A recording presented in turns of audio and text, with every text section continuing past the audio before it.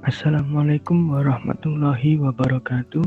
Perkenalkan, nama saya Muhammad Fauradian Hakiki, peserta Latsar CPNS Kemenhub tahun 2022 Angkatan 31 Kelompok 2. Dalam tugas pada agenda 3 ini, saya akan memaparkan sebuah resume dari manajemen ASN dan Smart ASN.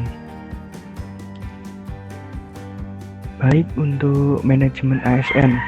Manajemen ASN adalah pengelolaan ASN untuk menghasilkan pegawai ASN yang profesional, memiliki nilai dasar, etika profesi, bebas dari intervensi politik, dan bersih dari KKN. Kehidupan ASN menurut Undang-Undang Nomor 5 Tahun 2014 berdasarkan jenisnya, pegawai ASN terdiri atas 1. PNS dan yang kedua PPPK.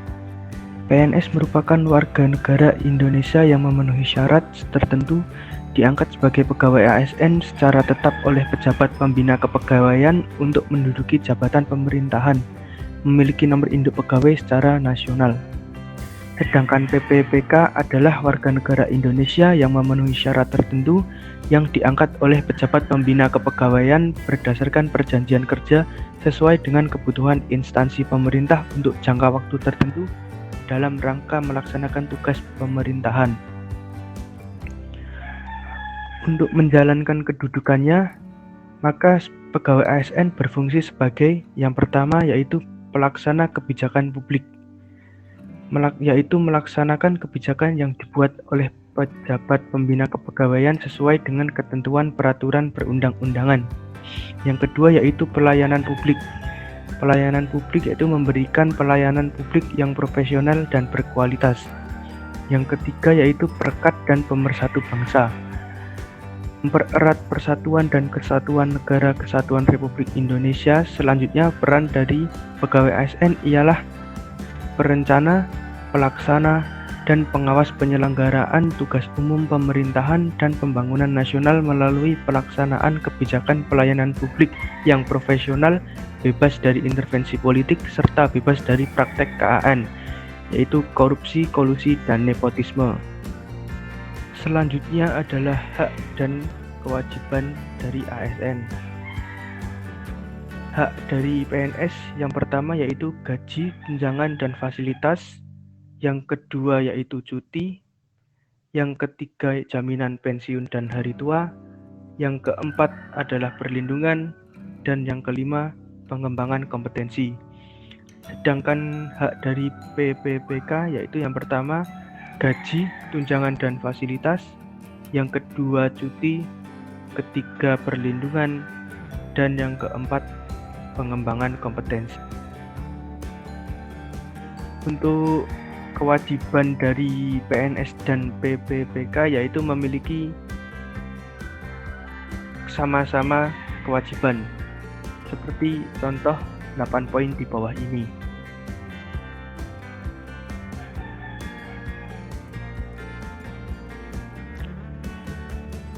Selanjutnya yaitu kode etik dan kode perilaku ASN.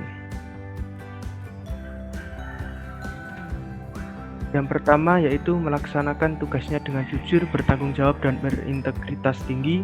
Yang kedua melaksanakan tugasnya dengan cermat dan disiplin. Yang ketiga melayani dengan hormat, sopan, dan tanpa tekanan. Yang keempat melaksanakan tugasnya sesuai dengan ketentuan peraturan perundang-undangan. Yang kelima melaksanakan tugasnya sesuai dengan perintah atasan atau jabatan atau pejabat yang berwenang sejauh tidak bertentangan dengan ketentuan peraturan perundang-undangan dan etika pemerintahan. Yang keenam menjaga kerahasiaan yang menyangkut kebijakan negara. Ketujuh menggunakan kekayaan dan barang milik negara secara bertanggung jawab dan efektif dan efisien. 8 menjaga agar tidak terjadi konflik kepentingan dalam melaksanakan tugasnya. 9 memberikan informasi secara benar dan tidak menyesatkan kepada pihak lain yang memerlukan informasi terkait kepentingan kedinasan. 10 tidak menyalahgunakan informasi intern negara, tugas, status kekuasaan, dan jabatannya untuk mendapat atau mencari keuntungan atau manfaat bagi diri sendiri atau orang lain. 11 memegang teguh nilai dasar ASN dan penjaga reputasi dan integritas ASN, dan yang terakhir melaksanakan ketentuan peraturan perundang-undangan mengenai disiplin pegawai ASN.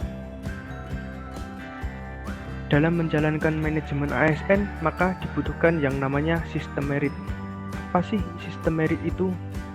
Jadi, sistem merit adalah kebijakan dan manajemen ASN yang berdasarkan pada kualifikasi, kompetensi, dan kinerja secara adil dan wajar dengan tanpa membedakan latar belakang politik, ras, warna kulit, agama, asal-usul, jenis kelamin, status pernikahan, umur, atau kondisi kecacatan.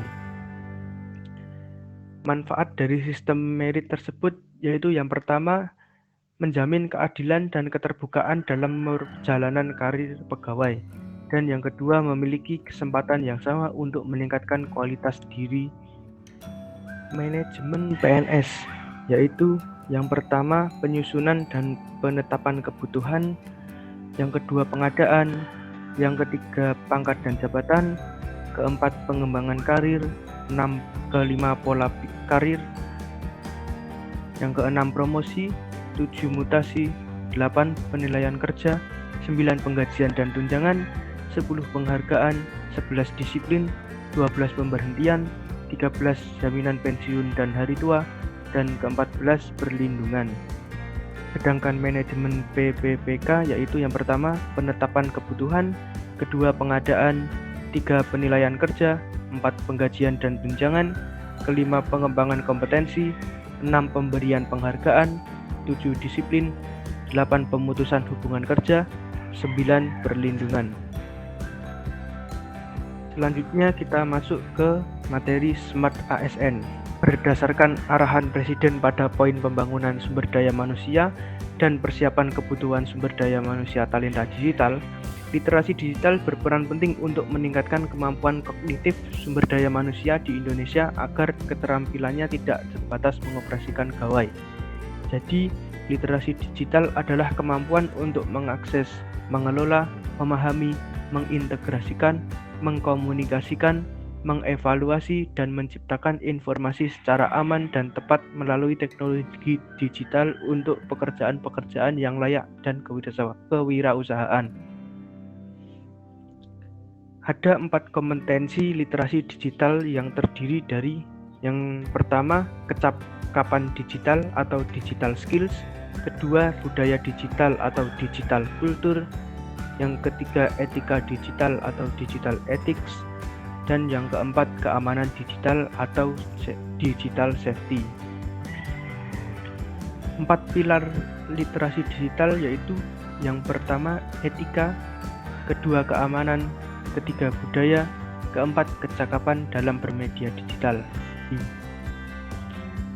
Lanskap digital meliputi berbagai perangkat keras dan perangkat lunak seperti personal komputer, notebook atau laptop, terus tablet, dan telepon pintar atau handphone. Selanjutnya ada 8 etika berinternet atau netiquette. Yang pertama, hati-hati dalam menyebarkan informasi pribadi ke publik. Yang kedua, gunakan etika atau norma saat berinteraksi dengan siapapun di media sosial. Yang ketiga, hati-hati terhadap akun yang tidak dikenali. Yang keempat, pastikan unggahan di akun media sosial tidak mengandung unsur sara. Yang kelima, memanfaatkan media sosial untuk membangun jaringan atau relasi. Yang keenam, pastikan mencantumkan sumber konten yang diunggah. 7. Jangan menggunakan apapun yang belum jelas sumbernya. 8. Memanfaatkan sosial media untuk menjunjung proses pengembangan diri. Konten yang membarengi perkembangan dunia digital tentu menyasar para pengguna internet yang substansinya mengarah pada penyebaran kebencian atau permusuhan berdasarkan suku, agama, ras, dan golongan. Berikut di bawah beberapa jenis konten negatif, yaitu yang pertama, hoax, kedua, cyberbullying, ketiga, hate speech, dan yang keempat, pornografi.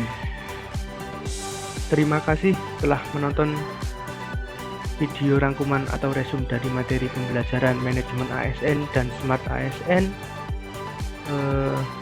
Yang lebihnya mohon maaf. Salam ASN berakhlak. dan bangga melayani bangsa. Wassalamualaikum warahmatullahi wabarakatuh.